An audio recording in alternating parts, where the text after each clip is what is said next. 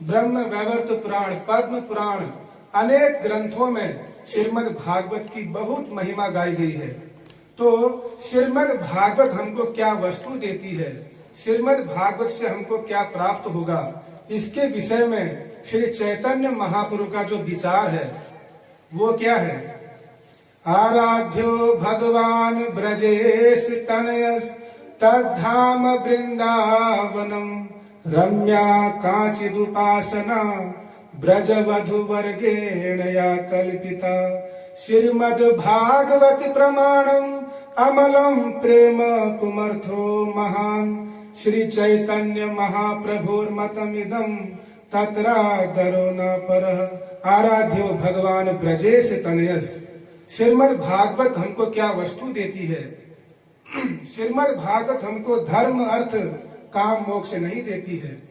आराध्यो भगवान ब्रजेश तनयस, अर्थात हमारे एकमात्र आराध्य कौन है, भगवान ब्रजेंद्र नंदन श्याम सुंदर, जिनके हाथों में बंसी है, जो त्रिभंग मुद्रा में खड़े होते हैं, पीतांबर वस्त्र को धारण करते हैं, गले में वैजंती माला को पहनते हैं, 5 पुष्पों की माला, उसको वैजंती माला कहते हैं, और बंसी पकड़ते हैं। ऐसे श्याम सुंदर एकमात्र हमारे क्या हैं, क्या है, बोल दो, भगवान के सामने बोल दीजिए।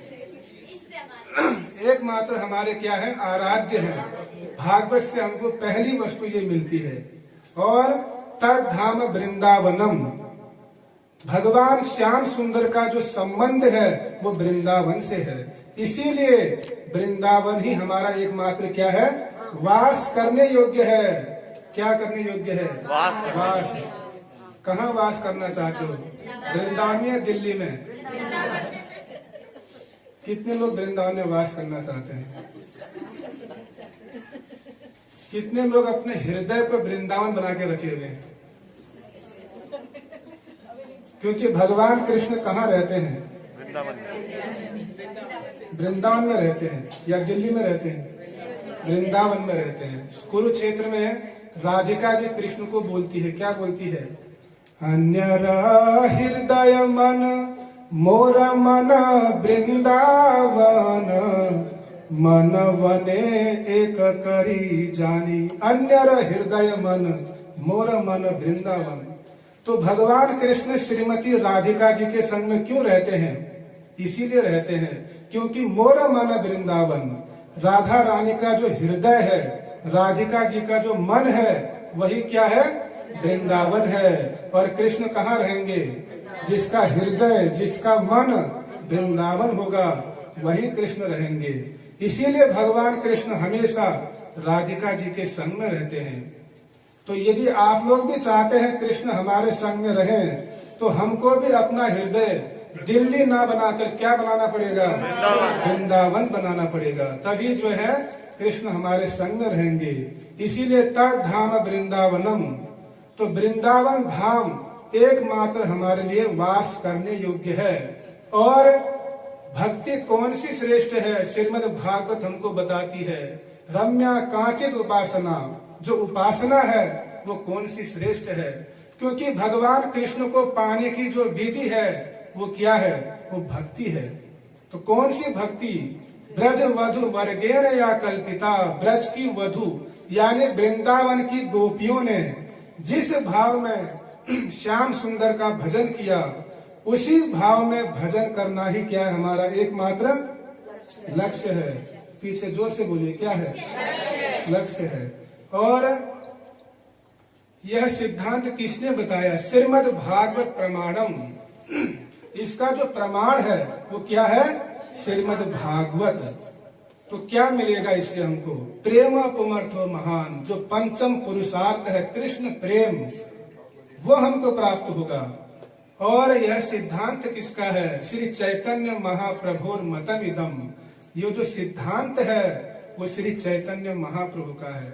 क्या इससे श्रेष्ठ और कोई है, तत्रा दरो न परः। इससे श्रेष्ठ और कोई भी सिद्धांत नहीं है। कौन सा सिद्धांत, क्या सिद्धांत बोला कि हमारे आराध्य कौन है, धाम कौन सा पूजनीय है, और भक्ति कौन सी श्रेष्ठ है, प्रमाण क्या है, क्या वस्तु मिलेगी, क्या वस्तु मिलेगी? कृष्ण प्रेम। आराध्य कौन है? कौन से कृष्ण? ब्रजेंद्र नंदन श्याम सुंदर कृष्ण। और धाम कौन सा पूजनीय है? वृंदावन धाम। भक्ति कौन सी श्रेष्ठ है? कौन सी भक्ति? ब्रज की भक्ति। बड़े विद्वान लोग बैठे हैं, अब गलती से हम आ गए रागा नुगा भक्ति, ठीक है ना? तो ठीक है, लेकिन अच्छा बहुत खुशी होती है कि कोई ऐसे शब्दों का व्यवहार करता है। रागानुगा भक्ति, रागानुगा भक्ति बहुत श्रेष्ठ भक्ति है, जिस भक्ति को प्राप्त करने के लिए गौड़ीय वैष्णव लगे हुए हैं। तो ब्रज की भक्ति श्रेष्ठ है और भागवत हमारे एकमात्र प्रमाण है। श्रीमद् भागवत हमको ये वस्तु देती है। जब हम श्रीमद् भागवतम से इन वस्तुओं को ग्रहण करेंगे तब हमारा जीवन सफल होगा, तब हमने वास्तव में भागवत का श्रवण किया। तो भागवत हमको कैसे समझ में आएगी, क्या रहस्य है? भागवत को कितने लोग समझना चाहते हैं? आप में से चाहते हैं सभी समझना? तो भागवत को समझने का रहस्य क्या है? साधु संत, हरि गुरु वैष्णव की शरणागति। शिव जी का एक वचन है। क्या वचन है भागवत के विषय में? कि भागवत कौन व्यक्ति समझता है या कैसे समझ सकते हैं? याद है श्लोक किसी को? क्या है? अहम वेत्मि, अहम वेत्मि सुको वेत्ति व्यासो वेत्ति न वेत्ति वा भक्त्या भागवतम ग्राह्यम न बुद्धया च न टीकया। ये शिव जी के वचन है कि शिव जी कहते हैं भागवत को कौन जानता है? मैं जानता हूँ भागवत को। कौन बोल रहे हैं? शिव जी। भागवत को मैं जानता हूँ। सुको वेत्ति, सुखदेव गोस्वामी भागवत को जानते हैं। मैं जानता हूँ और सुखदेव गोस्वामी जानते हैं। व्यास वेत्ति न वेत्ति वा, व्यास देव जानते हैं कि नहीं जानते हैं, इसमें संशय है। कौन बोल रहे हैं? शिव जी। बताइए, व्यास देव को ऐसा बोल रहे हैं जिन्होंने भागवत लिखा। और भक्त्या भागवतम ग्राह्यम, तो ये भागवत जो है भक्तों की कृपा से समझ में आएगा। कैसे समझ में आएगा? भक्तों की कृपा से। न बुद्धया, न बुद्धि से समझ में आएगा, न टीकया, न टीकाओं से समझ में आएगा। केवल भक्त्या भागवतम ग्राह्यम। जब भक्तों के मुख से भागवत श्रवण करेंगे, जब भक्तों के अनुगत्य में भागवत को पढ़ेंगे, तभी जो है भागवत का विचार हमको समझ में आएगा। व्यास देव जी को ये भागवत समझ में नहीं आती है। क्यों नहीं आती है? यद्यपि उन्होंने उससे पहले पद्म पुराण में भागवत की महिमा लिखी थी, फिर भी नहीं समझ पाए। लेकिन जब नारद जी की कृपा हुई तब उनको भागवत समझ में आया। तो क्या शिक्षा मिलती है कि यदि भागवत को समझना चाहते हैं तो वैष्णव का संग करो, उनके अनुगत्य में भागवत सुनो, तभी समझ में आएगी। यही रहस्य है। तो कहने के लिए बहुत कुछ है, लेकिन कई बातें मन में आ रही है कि चैतन्य चरितामृत में बतलाया गया कि साधु संग, सत्य संग, कृष्ण सेवा, भागवत नाम, मथुरा वास यही पंच साधन प्रधान। जो भक्ति के 5 अंग बतलाए चैतन्य महाप्रभु जी ने, तो वो 5 जो प्रधान अंग है वो सबसे महत्वपूर्ण है। सत्संग यानी साधुओं का संग करना पहला। दूसरा, सत्संग कृष्ण सेवा यानी भगवान श्री कृष्ण के विग्रह की सेवा करना।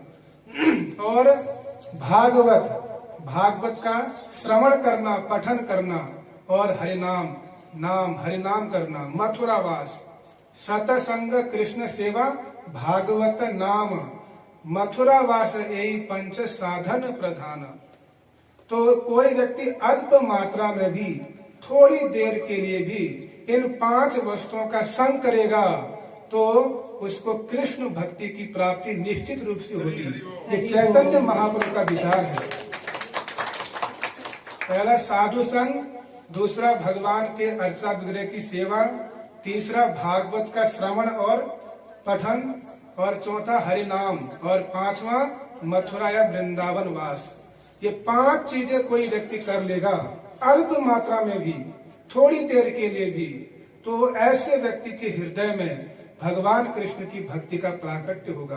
लेकिन कोई करेगा तो करने पर है, क्योंकि यहाँ पर होने पर भी यहाँ पर नहीं है तो फिर नहीं हो पाएगा। क्योंकि कुछ लोग यहाँ बैठते हैं भागवतम में, ध्यान कहाँ होता है, घर में होता है। तो आप में से कितने लोगों ने जो अभी तक मैंने बताया, कितने लोग समझ पाए? ईमानदारी से हाथ खड़ा कीजिएगा भगवान के सामने, झूठा हाथ खड़ा मत कीजिएगा। समझ पाए? तो यदि समझ पाए तो तब मेरा यहाँ पर आना सार्थक हुआ। ठीक है? तो भागवत गोवर्धन लीला चल रही है यहाँ पर। कितने देर है आपको अभी समय? तो मुझे थोड़ी देर है, आधा घंटा लगेगा ना, आधा घंटा लगेगा, अभी टाइम है। गोवर्धन लीला में जो गोवर्धन जी हैं वो क्या है? हरिदास वर्य है। क्या है? हरिदास वर्य। और 3 हरिदास हैं। कितने हैं? उद्धव जी कौन है? उद्धव जी हरिदास वर है। युधिष्ठिर महाराज हरिदास है और गोवर्धन हरिदास वर्य है। तो गोवर्धन भगवान श्री कृष्ण के महान भक्त हैं। उन्होंने भगवान की इतनी सेवा कर दी है कि भगवान गोवर्धन के अधीन हो गए हैं। भगवान कृष्ण गोवर्धन के अधीन होकर 7 दिनों तक अपने हाथों में गिरिराज जी को धारण करते हैं। क्योंकि बलराम जी, आचार्य लोग टीका करते हैं, बड़ी सुंदर सुंदर टीकाएं की हैं आचार्यों ने गिरिराज जी की लीला में। जब भगवान कृष्ण गिरिराज जी को उठाते हैं तो बलराम जी बैठे हुए सामने, और बलराम जी सोच रहे हैं मन में, कभी खड़े होते हैं कभी बैठते हैं, विचार करते हैं कि इस कृष्ण ने क्यों इतना बड़ा कष्ट उठाया। मैं अनंत शेष, मेरा एक अंश अनंत शेष अपने फनों पर अनंत कोटि ब्रह्मांडों को क्या करते हैं? धारण करते हैं। मुझे आदेश दे देते, मैं तो इनका दास हूँ, मैं उठाता गिरिराज जी को, इनको क्या जरूरत है इतना कष्ट करने की? कौन सोच रहे हैं? बलराम जी सोच रहे हैं। तब बलराम जी को समझ में आया कि अब समझ में आया कि आप तो भक्त वत्सल हैं, आपने गिरिराज जी को क्यों उठाया है? क्योंकि आप गिरिराज जी के प्रेम के अधीन हो गए हैं। आप गिरिराज जी की कंदराओं में क्या करते हो? गोचारण लीला करते हो, सखाओं के संग खेलते हो, अनेक दिव्य लीलाएं आप संपन्न करते हो। इसी कारण जो है आप गोवर्धन के अधीन होकर आप गिरिराज जी को उठाए हो। तो बलराम जी अनेक प्रकार से भगवान की स्तुति करते हैं। अनेक आचार्य कहते हैं गिरिराज जी को इसीलिए भी उठाया भगवान ने क्योंकि भगवान कृष्ण का गोपियों के संग मिलन नहीं हो पा रहा था। किनके संग? गोपियों के संग। सुनाया था संग? तुलसी भी काली दिन पे आए थे। ओ, कथा पीछे चले गई। हाँ, कोई बात नहीं, आपसे। तो गोपियों के संग भगवान कृष्ण का मिलन नहीं हो पा रहा है, तो भगवान कृष्ण ने विचार किया कि कुछ ऐसी लीला की जाए जिससे जो है उनका मैं खूब दर्शन कर सकूं। तो भगवान कृष्ण ने क्या किया? इंद्र का जो है एक बहाना बनाया। तो इंद्र ने क्या कर दी? ऐसी योजना बना दी और भगवान कृष्ण ने गिरिराज जी को उठाया। अब ब्रजवासियों के पास अन्य कोई उपाय नहीं है, सब लोग उसके नीचे आ गए। गोपियां, सखा, जितने भी ब्रज के वासी हैं सब गिरिराज जी के नीचे आ जाते हैं और भगवान कृष्ण फिर सबको देख पाते हैं 7 दिनों तक लगातार। तो भगवान की ये इच्छा पूरी होती है गिरिराज लीला में। तो अनेक लीलाएं भगवान की है, समय की अपनी सीमा है। तो मैं इतना ही कहकर जो है अपना वक्तव्य यहीं पर समाप्त करूंगा। तो अब बोलने के लिए बहुत ही सुंदर कहें। ठीक है। हम प्रभु जी का बहुत आभार मानते हैं, कितनी सुंदर कथा हमें श्रवण कराई। ब्रज भक्ति के बारे में इतनी देर से आप सुनते आ रहे हो, तो उनके ही बारे में कितना अच्छा बताया कि किस तरह से हमें ब्रज भक्ति को जो है अपनाना चाहिए और उनके क्या क्या रास्ते हैं। जो आप लोग तैयारियां कर ही रहे हो हरि नाम लेने के लिए, जो हरि नाम कर रहे हैं, नाम कर कहीं तो एक कदम बढ़ाएंगे तो कुछ ना कुछ अवश्य मिलेगा।